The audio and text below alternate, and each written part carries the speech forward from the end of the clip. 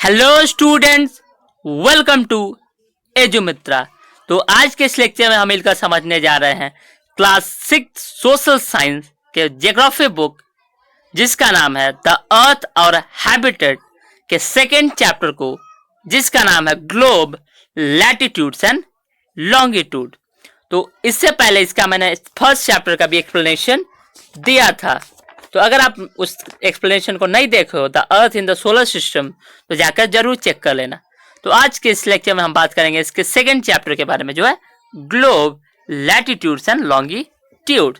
तो ये सारे टर्म आपके लिए नए हो सकते हैं, ग्लोब, लैटिट्यूड, लॉन्गिट्यूड, लेकिन आज के इस लेक्चर देखने के बाद ये सारे के सारे आपको फंडे एकदम क्लियर हो जाएंगे, ये मैं आपको एश्योरिटी देता हूं। तो चलिए शुरू करते हैं। तो वीडियो शुरू करने से पहले अगर आप हमारे चैनल पर नए हैं तो चैनल को सब्सक्राइब कर लीजिए और बेल आइकन का बटन दबाना ना भूलिए, क्योंकि मैं अपने चैनल पर ऐसे एजुकेशन रिलेटेड वीडियोस लाता रहता हूं। तो चलिए शुरू करते हैं। तो सबसे पहले इस चैप्टर में हम जानेंगे कि ग्लोब होता क्या है। तो चलिए आगे बढ़ते हैं और ग्लोब के बारे में बात करते हैं। सो पहले हमें दिया हुआ है globe is a true model of the अर्थ। तो ग्लोब क्या होता है? अर्थ का एक ट्रू, एक हूबहू मॉडल होता है। मैं आपको बता देता हूं, अपने अपने स्कूल में वगैरह में या ऑफिस वगैरह में कभी देखा होगा, एक ऐसा स्ट्रक्चर होता है बिल्कुल अर्थ की तरह दिखता है, जो कि टीचर्स यूज करते हैं अपने बच्चों को पढ़ाने के लिए। तो यही मॉडल होता है एक अर्थ का, एक आर्टिफिशियल मॉडल, और इसी मॉडल को हम बोलते हैं ग्लोब। यानी अर्थ का एक ऐसा मॉडल जो कि आर्टिफिशियली बनाया जाता है एक मिनिएचर फॉर्म में, उसे हम बोलते हैं globe. The globe are varying size and types. तो ग्लोब बेसिकली बड़े भी हो सकते हैं, छोटे भी हो सकते हैं, और अलग अलग प्रकार के भी हो सकते हैं। ये आप पर डिपेंड करता है कि आप कैसा ग्लोब खरीदना चाहते हो। तो ग्लोब हमने देखा एक आर्टिफिशियल मॉडल होता है, इंसानों द्वारा बनाया मॉडल होता है अर्थ का, जिसे हम आसानी से पढ़ सकते हैं कि अर्थ पे कौन सा जगह, कौन सा स्टेट, कौन सा कंट्री, कौन सा रिवर या कौन सा माउंटेन कहाँ है। तो ये बेसिकली एजुकेशनल पर्पस के लिए बहुत इंपॉर्टेंट होता है। तो ये आर्टिफिशियल मॉडल ऑफ द अर्थ का प्रयोग, हम ग्लोब का प्रयोग हम क्या करते हैं? पढ़ने के लिए, अर्थ के बारे में जानने के लिए। सो ग्लोब का एक खास बात होता है, क्या होता है वो?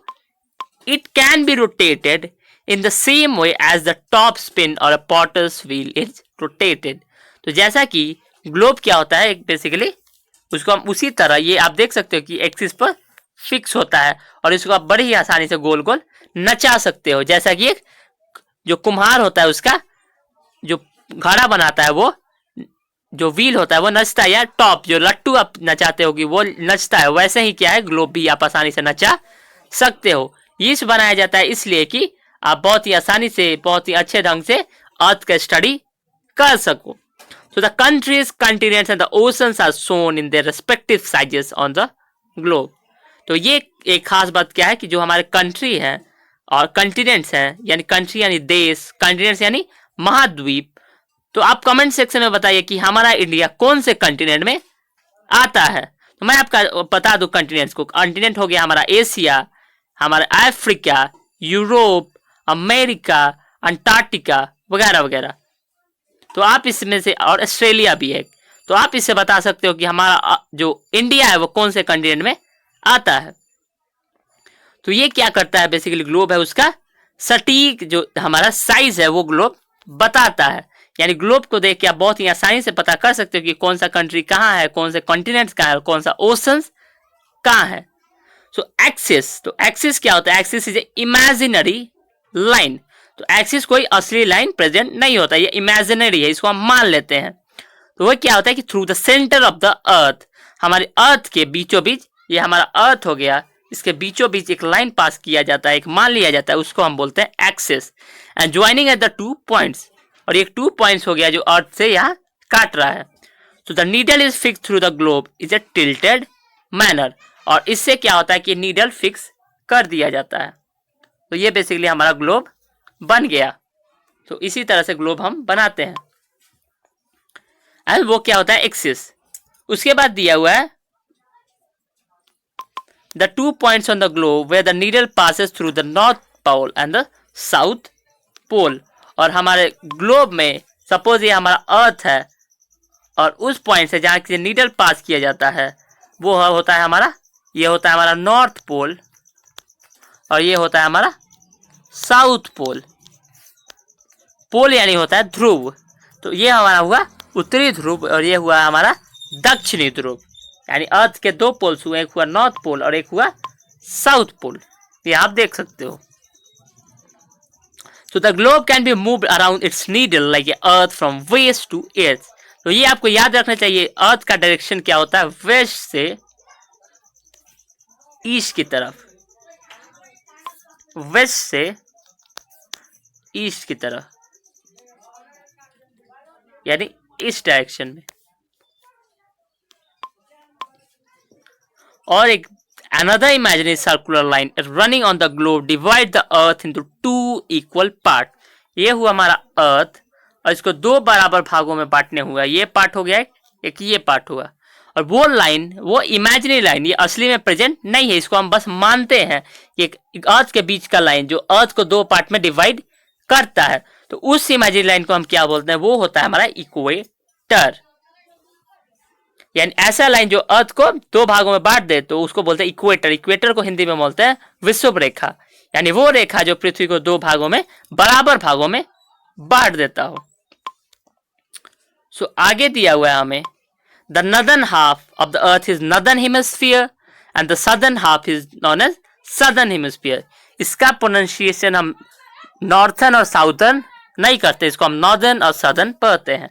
तो ये हुआ हमारा अर्थ, आपको मैं अच्छी तरह से समझा देता हूं। ये हुआ हमारा अर्थ, ये पार्ट हमारा क्या हुआ, इक्वेटर।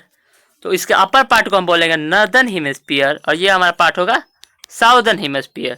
यानी इस जो इक्वेटर है जो अर्थ को दो भागों में बांट दिया, एक पार्ट है नॉर्दर्न हेमिस्फीयर और दूसरा पार्ट है सदर्न हेमिस्फीयर।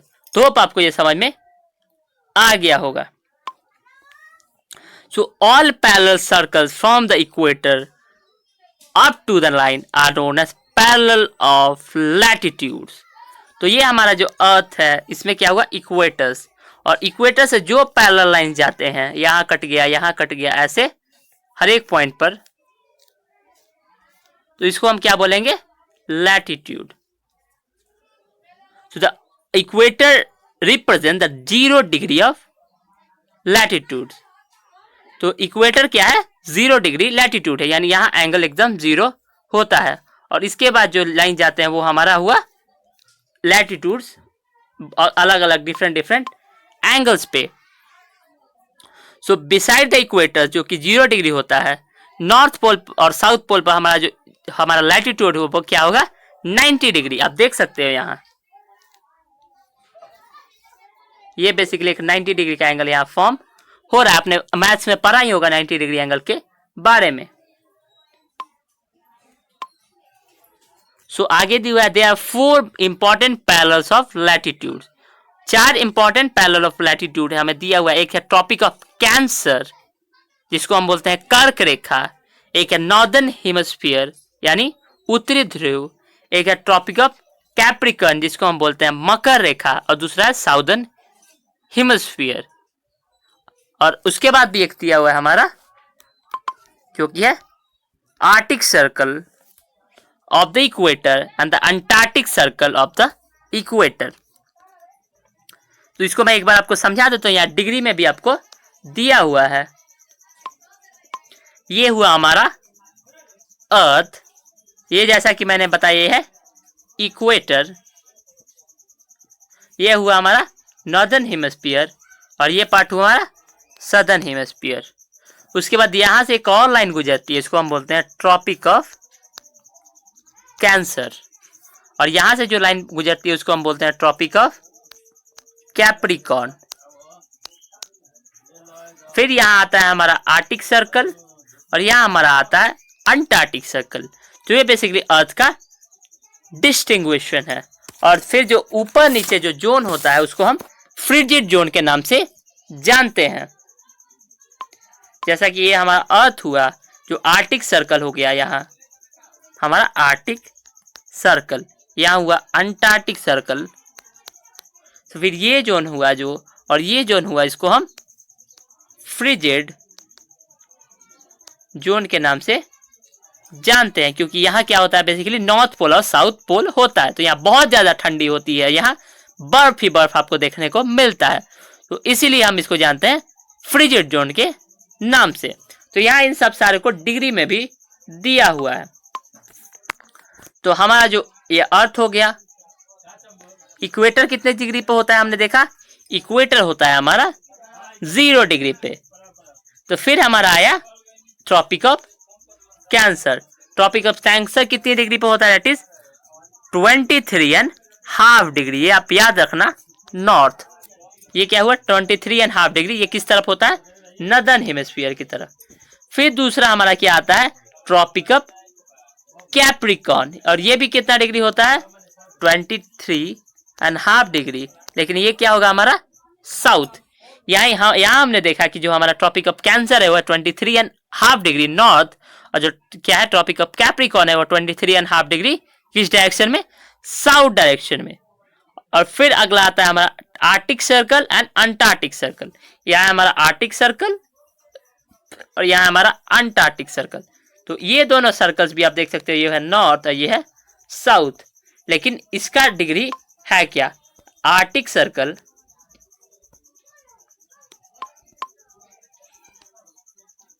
आर्कटिक सर्कल और एक अंटार्कटिक सर्कल। तो आर्कटिक सर्कल हमारा कितना होगा 66.5 डिग्रीज नॉर्थ, और जो अंटार्कटिक सर्कल है वो क्या होगा 66.5 डिग्रीज साउथ।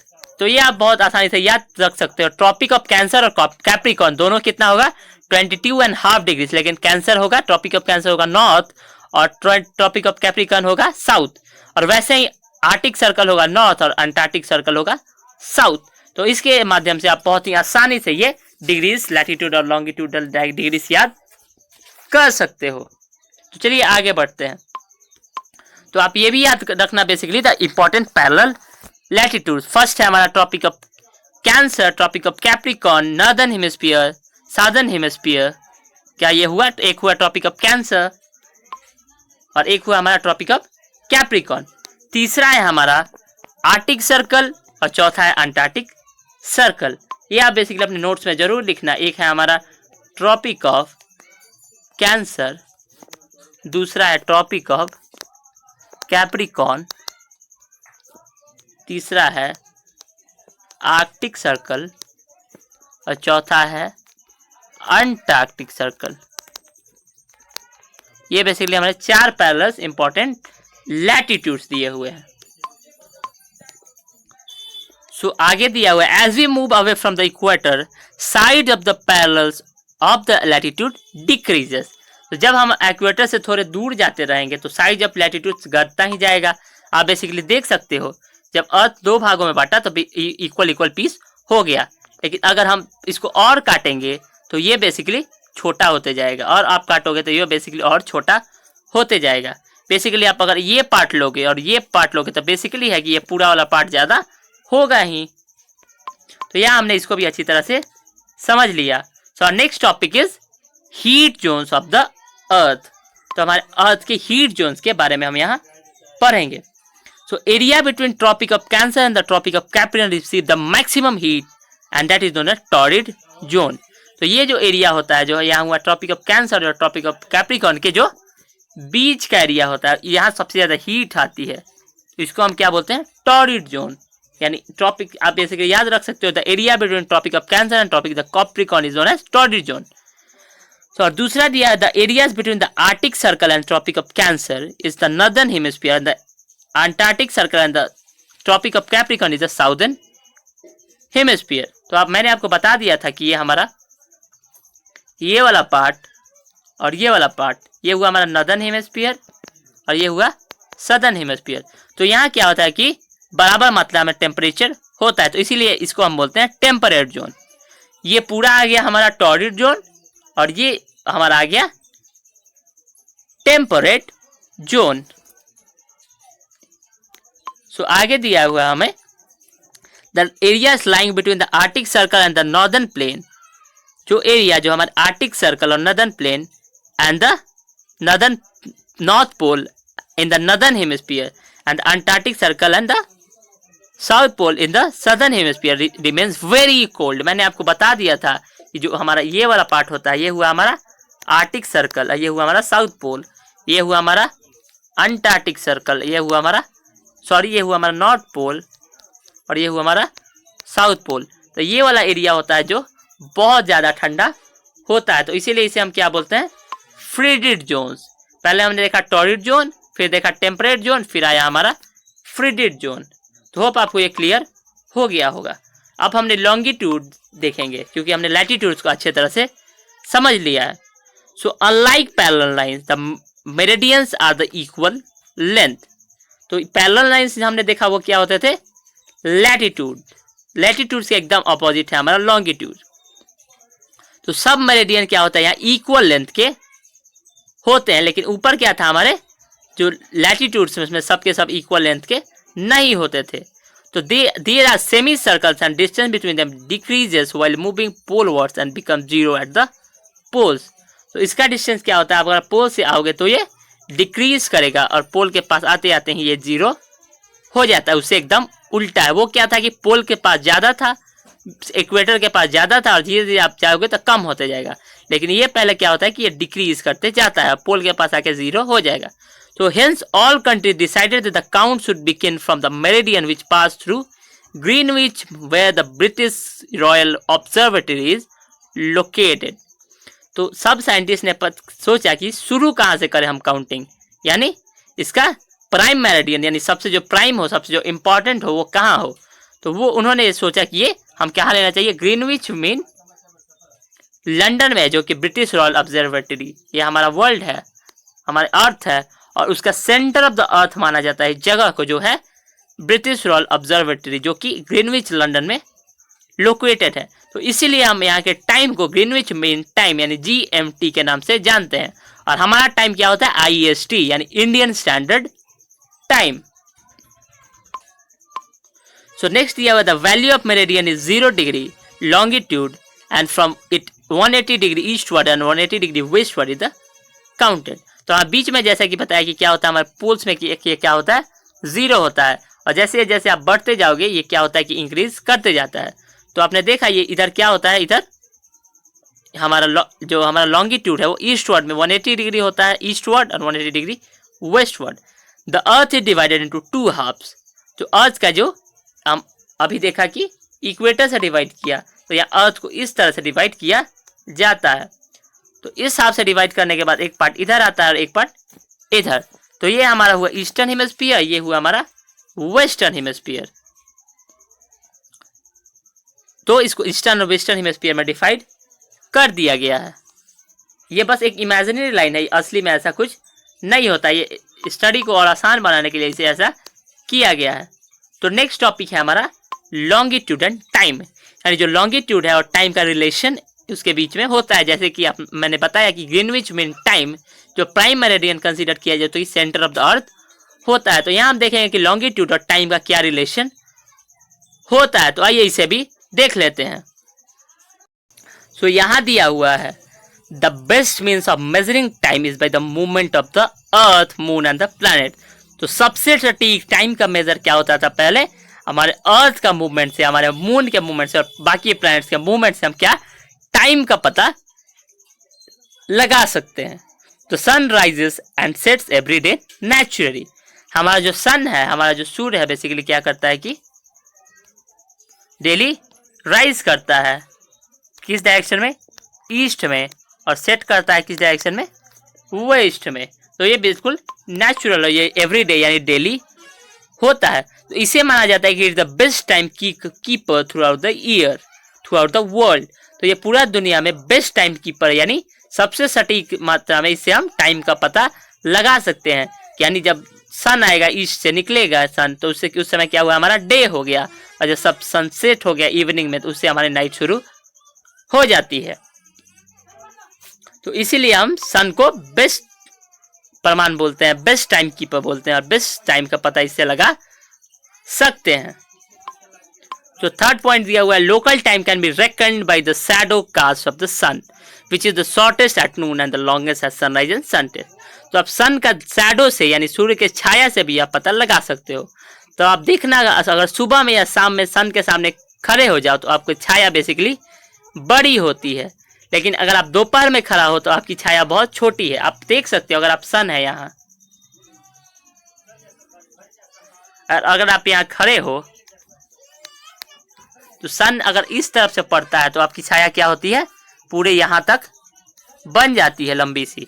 अगर सन शाम को वेस्ट में भी होता है तो उसकी छाया पड़ती है तो आपकी जो शैडो है वो भी यहाँ तक बन जाती है। तो आप देख सकते हो शैडो का लेंथ कितना ज़्यादा है। लेकिन वहीं आप जब सोचो कि दोपहर के टाइम में जब आप यहाँ होते हो और सन क्या होता है हमारे ऊपर होता है, तो वो जब छाया पड़ेगी तो वो इतना ही स्पेस में बन पाएगा। तो इसलिए दोपहर में हमारी छाया क्या होती है, हमारा शैडो क्या होता है, छोटा हो जाता है। तो होप आपको ये क्लियर हो गया होगा। तो when the prime meridian of Greenwich has the sun at the highest point in the sky all the places along is meridian this will midday or noon. तो सन जब सबसे ऊपर होता है उस समय क्या होता है, हमारा दोपहर, मिड डे या उसको नून बोलते हैं, वो उसका टाइम होता है। यानी सन से भी हम बहुत आसानी से पता लगा सकते हैं।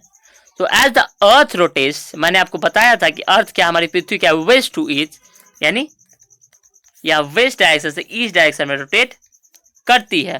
तो those places east of the Greenwich will be ahead of Greenwich time and those the west will be behind it. तो सन, हमारा अर्थ जो है वो किस डायरेक्शन से किस में मूव करता है, वेस्ट टू ईस्ट में। तो ग्रीनविच मीन टाइम को यहाँ प्राइम मेरिडियन कंसीडर किया गया है, यानी वहीं के टाइम का रेफरेंस से सारे जगह का टाइम डिफाइन किया जाता है। सो तो वैसा कंट्रीज जो कि क्या होगा, ईस्ट में होगा ग्रीनविच विच टाइम में, वो क्या होगा, ग्रीनविच मीन टाइम से उसका टाइम फास्ट होगा। और जो कंट्रीज उसके वेस्ट में होगा उसका टाइम क्या होगा, स्लो होगा, उससे पीछे होगा। तो at any place a watch can be adjusted to read 12 o'clock when the sun is at the highest point in the sky when it is a midday। तो आप किसी भी जगह एक आसान से पता लगा सकते हो वहां का सन क्या होगा जब एकदम ऊपर हो आपके सर के। तो आप कह सकते हो दैट इज टाइम 12 o'clock, वो नून का टाइम हो चुका है। तो आपको बेसिकली पता होगा कि हमारा जो अर्थ है वो सन हमारे अर्थ को एनर्जी लाइट देता है। तो जब अर्थ का ये पार्ट में लाइट होता है तो ये पार्ट बेसिकली डार्क होता है, और शाम को क्या होता है, सन इस पार्ट से इस पार्ट चला आता है और इस पार्ट लाइट आ जाती है और इस पार्ट क्या हो जाता है, डार्क हो जाता है। तो इसीलिए जब इस पार्ट में दिन होता है तो इस पार्ट में रात, और जब इस पार्ट में दिन होता है तो इस पार्ट में रात। तो यही अर्थ का एक सबसे गजीब सा, एक बहुत इंटरेस्टिंग फीचर है, और बहुत कुछ सुनने में ये अजीब सा भी लगता है, लेकिन ये फैक्ट है। तो अब अगला टॉपिक है why do have standard time, यानी हम ग्रीनविच मीन टाइम को ही मानकर क्यों नहीं चलते हैं। हर एक जगह में उसके लिए एक स्टैंडर्ड टाइम क्यों होता है।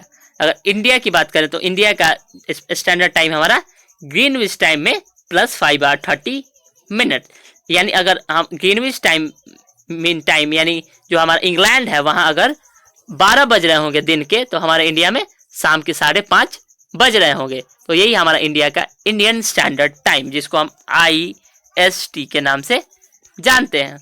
तो चलिए इसको भी देख लेते हैं कि ऐसा क्यों होता है। So the local time of places which are on different meridians are bound to differ. तो डिफरेंट मेरिडियन में बहुत सारे प्लेसेस होते हैं, तो उनके टाइम क्या होते हैं, एक दूसरे से बेसिकली अलग होते हैं, और ऐसा करना पड़ता है। क्यों? For example in India, Bharat में क्या है, there will be about difference of 1 hour 40 minutes in the local times of Dwarka in Gujarat and Dibrugarh in Assam. तो इंडिया में भी क्या है, हमने अभी पहले क्या देखा ग्रीनविच टाइम में, कि जो जगह क्या होगा ग्रीनविच मीन टाइम से जो वेस्ट में होगा या ईस्ट में होगा तो उससे टाइम का डिफरेंस होगा। जो ईस्ट में होगा वहां क्या होगा कि ग्रीनविच मीन टाइम से पहले सूरज उगेगा, पहले लाइट आएगी। जो वेस्ट में होगा वहां क्या होगा, लेट से आएगा। तो यही भी कंडीशन तो हमारे इंडिया में भी लागू हो सकता है।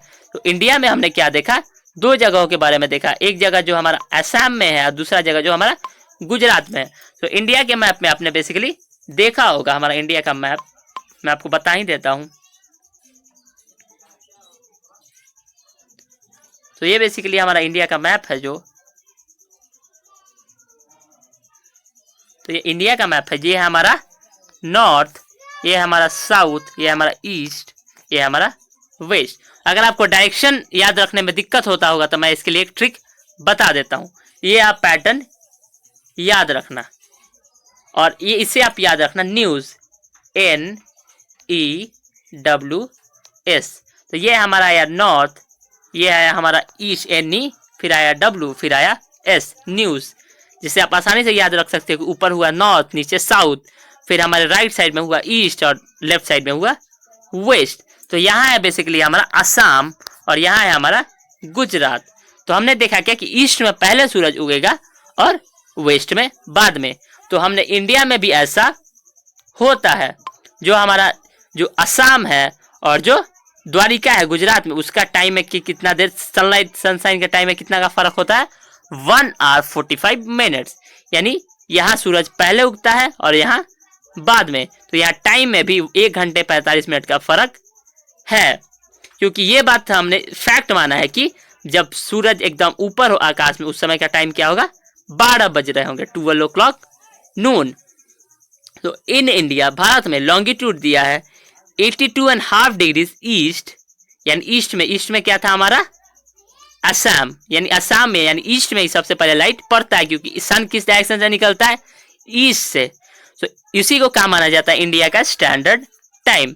So the local time at the meridian is taken at the standard time for the whole country. तो इसी मेरिडियन का टाइम हम पूरा इंडिया का स्टैंडर्ड टाइम कंसीडर करते हैं। और मैंने आपको बताया था कि इसको क्या बोलते हैं हम, इंडियन स्टैंडर्ड टाइम या IST। और पूरे इंडिया में वॉचेस, सारे क्लॉक्स इसी टाइम को फॉलो करते हैं और इसी टाइम के अनुसार वो टाइम भी दिखाते हैं। सारे क्लॉक को इसी टाइम के अनुसार फिक्स किया जाता है। सो इन सम कंट्रीज, कुछ देशों में, which has a great geographical extent, they adopt more than one standard time। तो कुछ देशों में क्या होता है कि अलग अलग प्रकार का भी जियोग्राफिकल एक्सेंट हो सकता है कि आधे देश में दिन हो रहा हो, आधे में रात, या ऐसा भी कोई देश हो सकता है। सपोज आप देख लो कि एक देश है जो कि यहाँ इक्वेटर में पड़े, ऐसा भी हो सकता है। या कोई देश है हमारे इंडिया में ही सोच लो, ये हमारा इंडिया का मैप है और ये क्या होता है, हमारा जो इंडिया के बीच से जो लाइन पास करता है, ये हमारा हुआ पूरा अर्थ। यहाँ क्या था हमारा इक्वेटर, यहाँ था ट्रॉपिक ऑफ कैंसर और ये था ट्रॉपिक ऑफ कैप्रिकॉर्न। तो हमारा इंडिया क्या है, बेसिकली यहाँ एक्सिस्ट है। और हमारे इंडिया, हमारे भारत का नक्शा में आप देख सकते हो, बेसिकली अच्छे से बना लेते हैं। हमारा जो इंडिया है,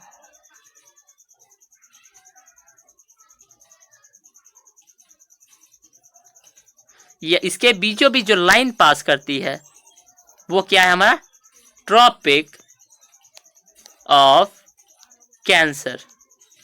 यानी जो लाइन हमारे नॉर्थ पोल और इक्वेटर के बीच से गुजरती है, वो लाइन हमारे इंडिया के भी बीच से गुजरती है, क्योंकि हमारा इंडिया वहाँ एक्सिस्ट है, वहीं हमारा इंडिया लोकेटेड है। तो इंडिया में basically Tropic of Cancer India के बीचों बीच को, इंडिया को 2 भाग में बांटता है। तो आप सोच सकते हो ऐसा भी कोई कंट्री हो सकता है, ऐसा भी कोई स्टेट हो सकता है जहाँ का जियोग्राफिकल एक्सटेंट, जहाँ का जियोग्राफिकल क्लाइमेट पूरी तरह से अलग हो सकता है। यानी एक ही देश में अलग अलग टाइप के क्लाइमेट हो सकते हैं। हो सकता है इधर धूप हो, उधर छाँव हो, उधर बारिश हो रहा हो, उधर एकदम मौसम साफ हो सकता है।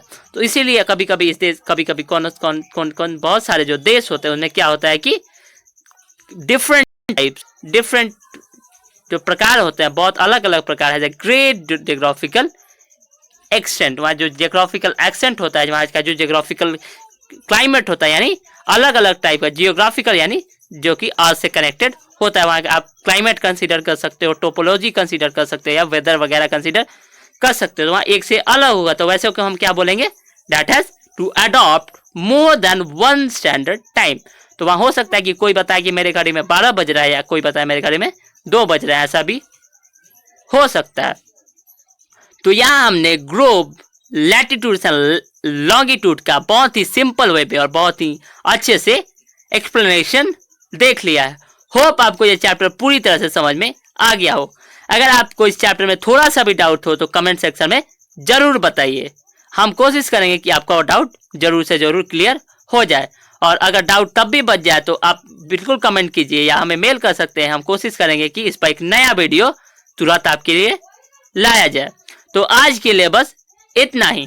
अगर आप हमारे चैनल पर नए हैं तो चैनल को सब्सक्राइब कर लीजिए और बेल आइकन का बटन दबाना ना भूलें, क्योंकि मैं ऐसा ही एजुकेशन रिलेटेड वीडियोस अपने चैनल पर लाते रहता हूं।